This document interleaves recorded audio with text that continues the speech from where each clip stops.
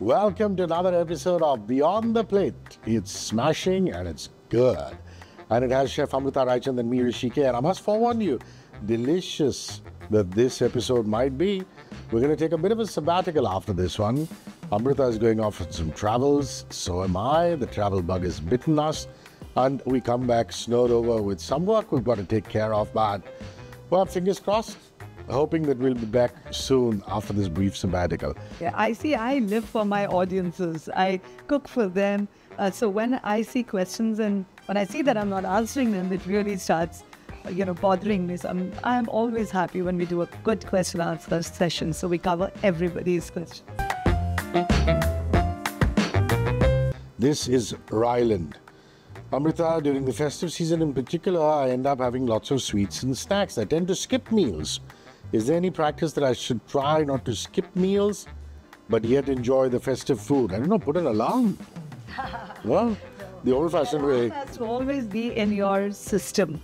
Festivities or not, travels or not, one has to become very conscious of the fact that we have to live a healthy lifestyle. Yes, I know it's easier said than done. So I have a few rules of thumb when I know I could also falter. So first things first, the one practice that you have to kind of really imbibe in yourself is have a good breakfast. When you start your day with good amount of protein, good amount of fat, and a decent amount of whole grains, it kind of gives you it gives the body the right signal to carry on that practice through the day. Now, if that day happens to be the day you're going out and indulging in festivities, what is the next thing you have to do? Again, be mindful. When you see something, just don't jump at it just because it's available to you.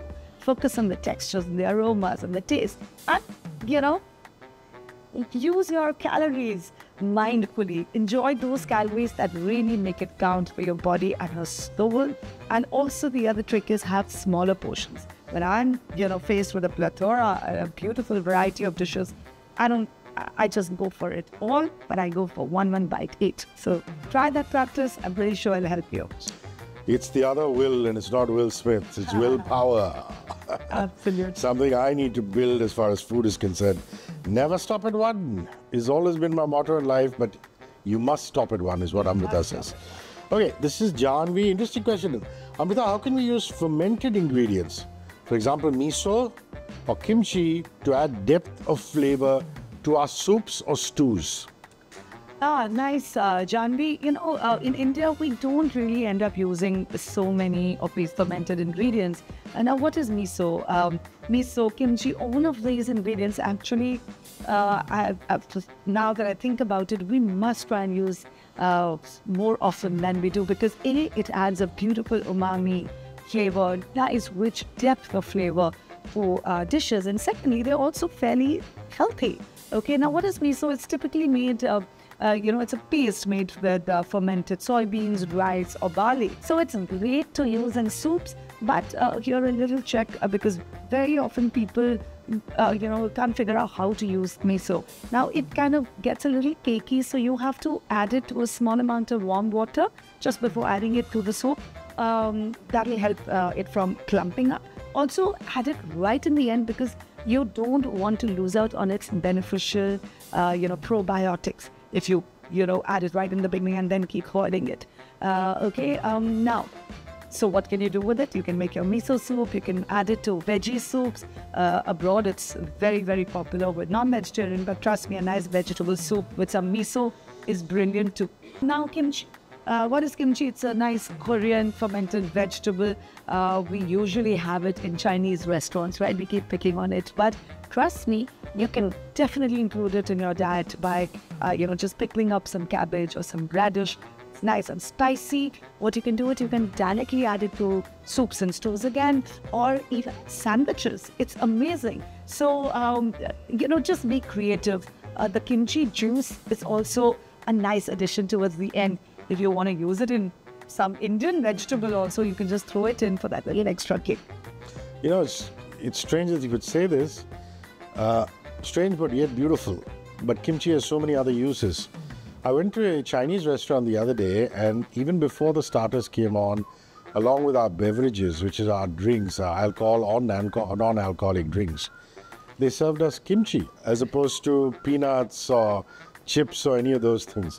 I thought it was a very interesting idea. It's always there, especially Chinese restaurants. That's what you get, and it's also a good trick for you to kind of fill yourself up. Yeah. Last but not the least is the recipe of the day. Well, I have a wonderful snack for everybody before I leave, and this is particularly for you, Rishi, my parting gift to you for the moment. A snack that you can eat at any time, office, carry it with you, and it is so easy to put together. Healthy fats in seeds and nuts are very often, they're underrated. So please keep lots of it at home. And sometimes, yes, they do get boring. So what do I do? And what have I done in this recipe? I've toasted some nuts and some seeds and chopped them up fine. Then dark chocolate, just melt it and add it to this entire melange of nuts and seeds. And then you take an aluminum tray, put some parchment paper on it to line it, and pour this mixture on it. Use a spatula to spread it evenly. Very thin, ideally, because we're making bar. You can keep them thick as well. But if you keep it thin, they'll give you that beautiful snap, which will be amazing. It adds a lot of texture. Just put it in the fridge for a couple of hours, and you have this delicious, healthy, chocolatey, seedy bark, which you can, store in the fridge for 2 weeks easily and carry with you in a nice looking dabbi. Snack onto it whenever you have a craving for something sweet, which is also healthy. 94.3 Radio 1.